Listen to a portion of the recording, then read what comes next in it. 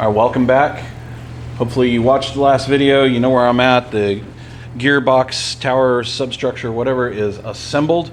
On to the next thing, which is the forward, what are we calling this? Forward fuselage substructure. What it really is going to be these bulkheads that go in front of what I just built. There'll also be basically the aft wall of the forward baggage compartment. I alluded to getting those skybolt fasteners. That is because the first mod on all of this is going to be this. I'm going to cut an access door in here so that from the forward baggage compartment you can open that door, pop it down, and have access to the back of the instrument panel or the avionics that are there. Also, there's probably a few components I'm going to actually mount to that door to make it easy to get to later on, like some of the avionics backup batteries. Anyhow, that's what we're going to do on this one. I don't know how far we'll make it. Doesn't seem too bad. Those are famous last words. But you know the routine. VoiceOver Tim will get you caught up on what happens or what doesn't happen, and we'll just go from there. All right, welcome to the voiceover part. Overall, this wasn't too bad. It was a lot of fun doing the mod that's coming up. I think total I have about 8 hours into it, and a lot of that was spent on the mod itself. I'm sure this would have been half the amount of time if I just stuck to the plans, but I'm happy with the results, so that's all that matters. Anyhow, what you're looking at there is the bottom front baggage compartment floor that was getting final drilled out for the stiffeners that are in there, and now I'm starting on the actual door mod. I am measuring out how wide I want this thing to be, how tall I want it to be. There's no rhyme or reason to this. You can make this pretty much any way you desire. That bulkhead that I'm making it out of, or that I'm cutting out right now, is 0.025, so it's fairly thin. And by taking that section out of the center, it's going to make it a lot more bendy than it used to be. So part of this also includes having to stiffen that up.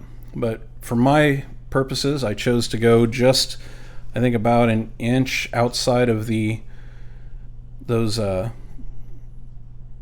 indents, bolsters, whatever you want to call them, that are put in there to stiffen that panel up. The bottom edge was dictated by where the hinge is going to sit, which is why you saw me with the hinge at the beginning of this, so I wanted to make sure I had that right. And now it's just a matter of cutting it. The top edge, the easiest way to trace it, you saw there, was just getting that little line edge tool and just tracing the top about the height I wanted. One of the gotchas to pay attention to, I mentioned the hinge for the bottom. It's going to mount, one half of it's going to mount to this, the other half's going to mount to the door, but you don't want the flange of the hinge to hang down so low that it interferes with this riveting up against that support on the structure you previously built. So if you're doing this, make sure you go put this up there first, look at how much room you have, because there is a lip there, and you don't want that hinge to hang any lower than that. So I did that first off camera. That way I knew just how low the bottom of the door could be and have the hinge still clear.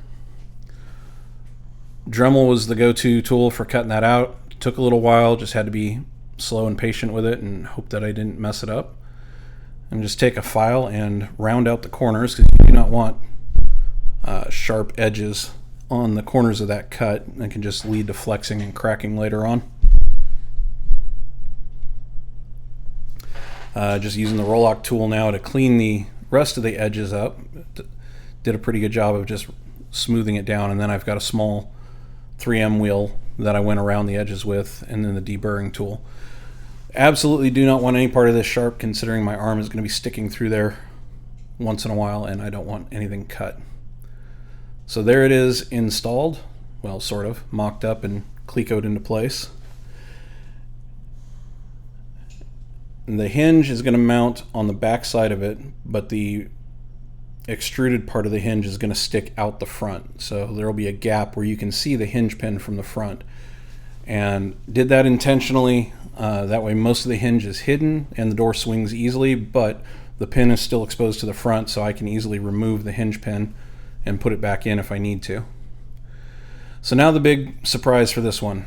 That is a sheet of carbon fiber. I hadn't intentionally planned to use this for this. I bought this for something else. Can't even remember what now. But I had ordered 2 pieces of aluminum from Aircraft Spruce, some .041 to make the doubler out of for the hole that I'm cutting, and I accidentally ordered some .020 to make the door out of, and that is way too thin to make the door out of.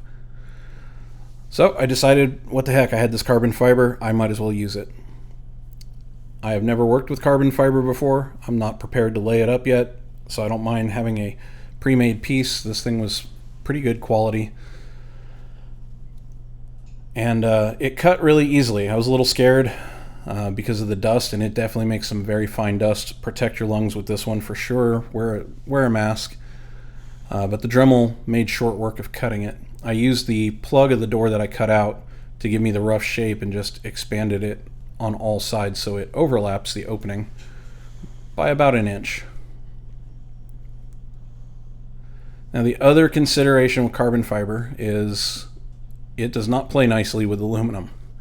If bare carbon fiber is allowed to be in contact with aluminum, bare aluminum, then you'll get galvanic corrosion between the 2 pieces.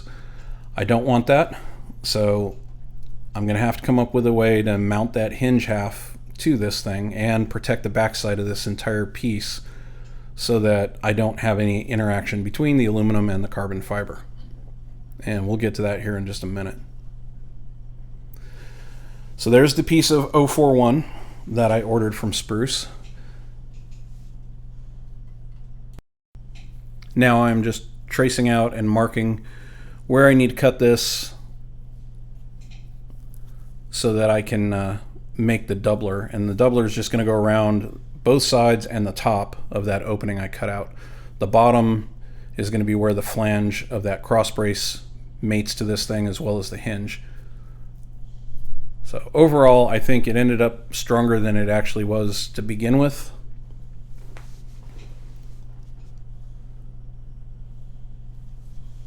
And just take it over to the bandsaw. You can see me back there cutting it out.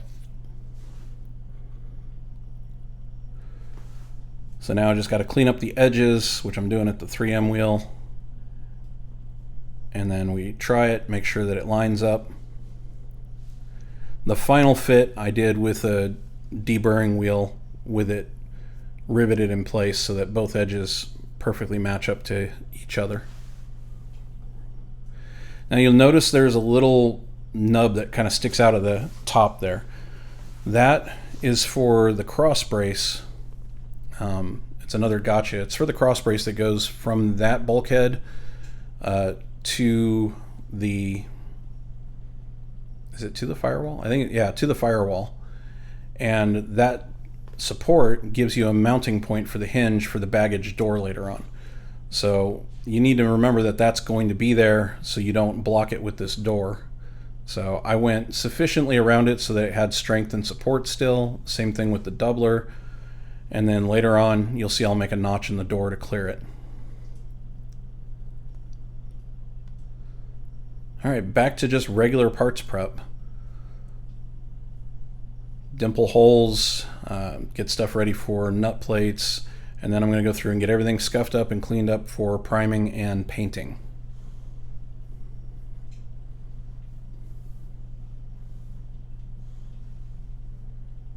There's the doubler.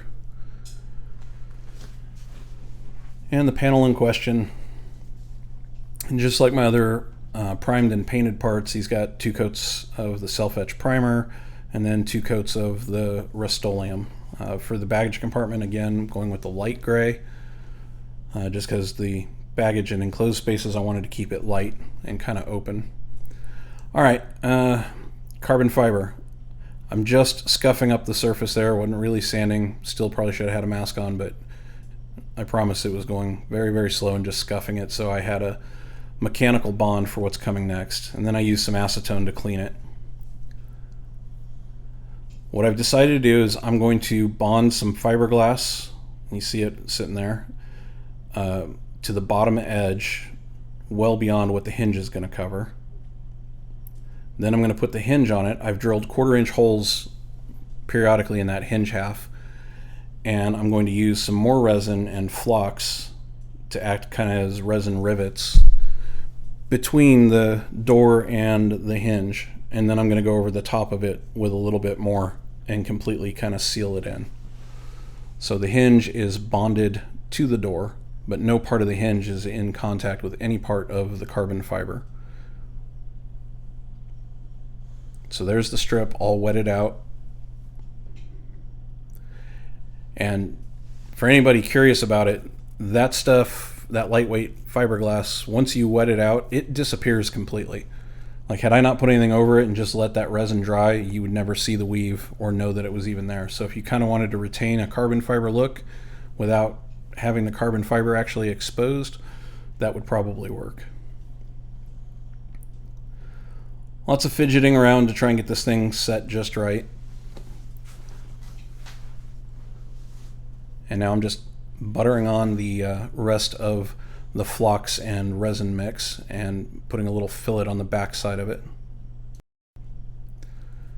And then once that was done, and I was happy I didn't get any in the hinge eyelets or anything like that, I took a little bit more resin and just floated a thin layer of resin completely over the back side of this thing.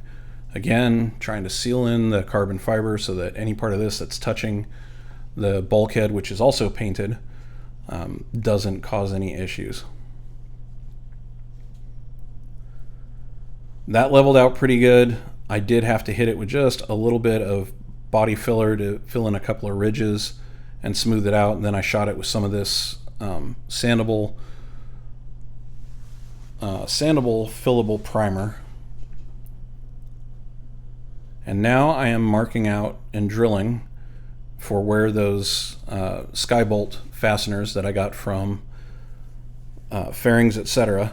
are going to go. And again, this was the kit that was for, it's designed for an oil door on a Vans aircraft. So you get 2 of these fasteners in the kit. I think it's $19, really good price, and really, really good hardware. They're adjustable, so you can adjust how deep you want them to be or not be, how much tension you put on the panel. Really, really nice pieces. Very, very happy with that. And they were really easy to install. I was a little confused because there's no instructions that come with them, but if you go watch Ryan Fly's video, it's the same as the big skybolts. They're adjustable. Once you get them adjusted where you want, you pull the little pin out and then they lock in place. And if you want to adjust them again, you just move them again. Anyhow, got them drilled, test fitting them now, just making sure that they work. And I'm adjusting that one right there.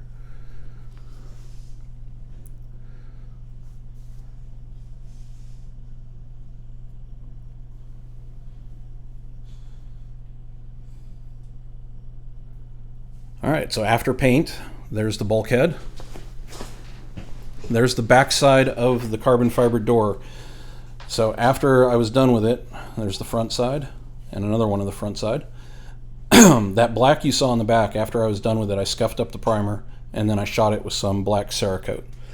That is my last layer of protection between the aluminum and the carbon fiber. And it looks really nice.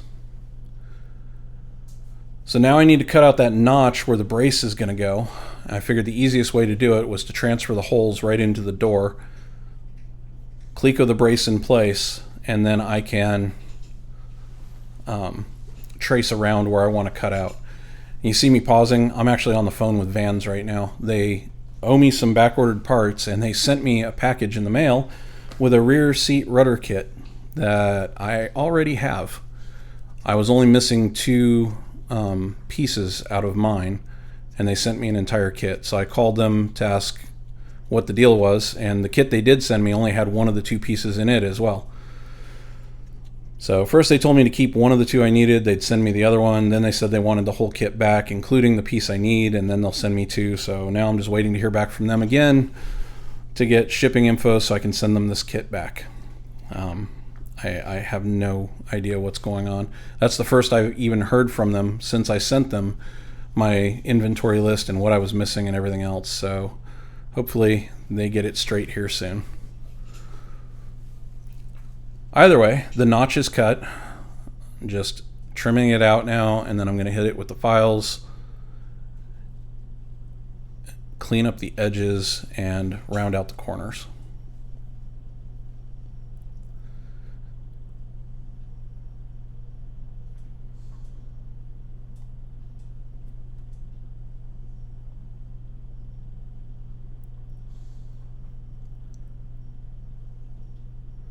Now I'm going to try it out, make sure that it actually clears the brace I intended for it to clear, and it does.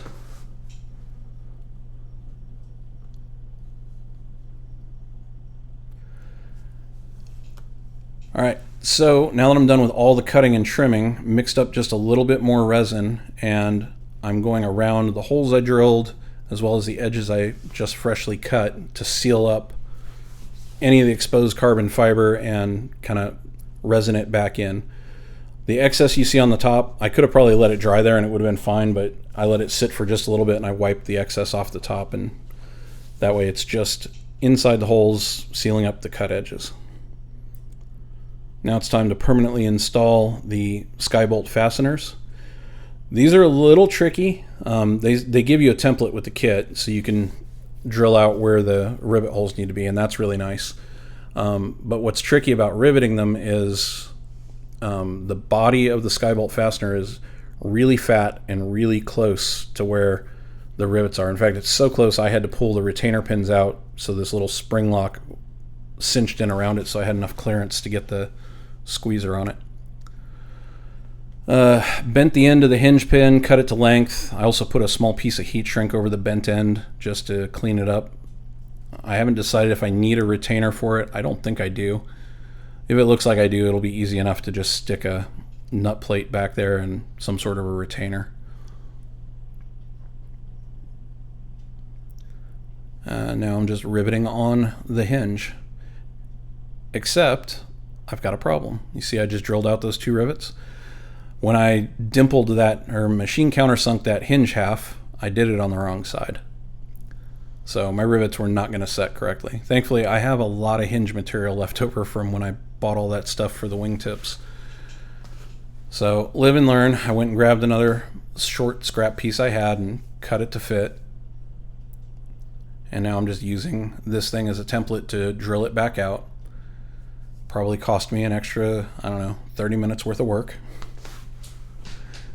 Wouldn't be one of my build sessions though if I wasn't doing something goofy like that. So anyhow, now we can get set back up and put the rivets in for good.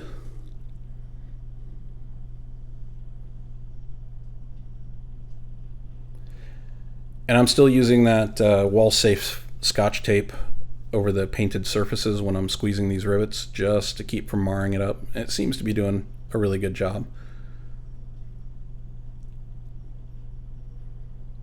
Slowed this down to real time. I'm going to stick the Skybolts in. They're not retained yet. There's a little lock washer that you push onto the back to keep these things in place so they don't fall out every time you unlatch them.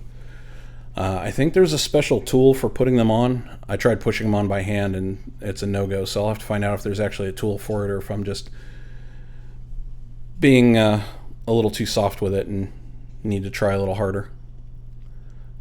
But they're adjusted, they work really well. Really, really happy with the result. Came out really clean, looks nice. Does what it's supposed to do. On to the last part of this section. Finish mounting the nut plates to all of the little support angles and that lower bulkhead piece you see there. Then you got to back rivet those things on.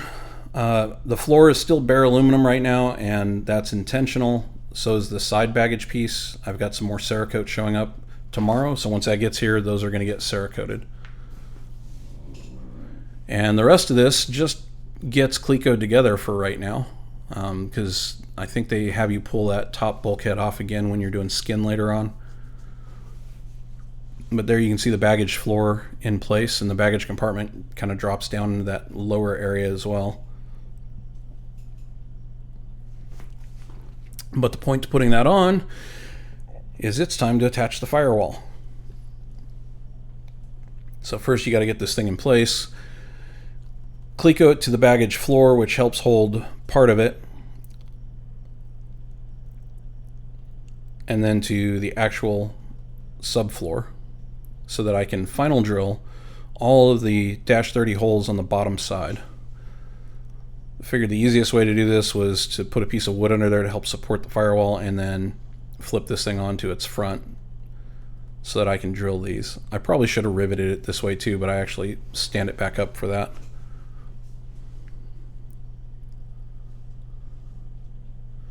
But same routine, you final drill these now. There's some dimpling and machine countersinking of the 9 center holes, which is where the air ramp is going to go. Part of that was done when I built the firewall. The other part, the dimpling of the floor skin, they don't tell you to do it until now. I don't know why they didn't tell you to do it back when I was prepping it, but it's done. Last part, the instructions tell you to mix up some Pro Seal and spread it along that seam to seal off the engine compartment from any random fluids being able to leak into the cockpit area. The directions are a little vague on that because they start out telling you that it goes along the entire thing, and they tell you why and all this other stuff, and then midway through the step they tell you, but only actually put it on the center 9 for now, and you'll seal up the rest later. So thankfully I read it all. It's sealed, and now it's just putting in rivets on the outboard holes, the 470 rivets, and leaving the inboard ones until a later time. But that's it. This assembly is done. I got some Cerakoting to do, but I think next it's on to the center wing boxes that the wings are going to actually slide and mount into. We'll see how far I get with all of that. Thank you all for stopping by. I appreciate the comments and all of the support. As always, leave them down below, like, subscribe, all that good stuff, and I will leave you all with a few parting photos of the finished product. And I will see you on the next one.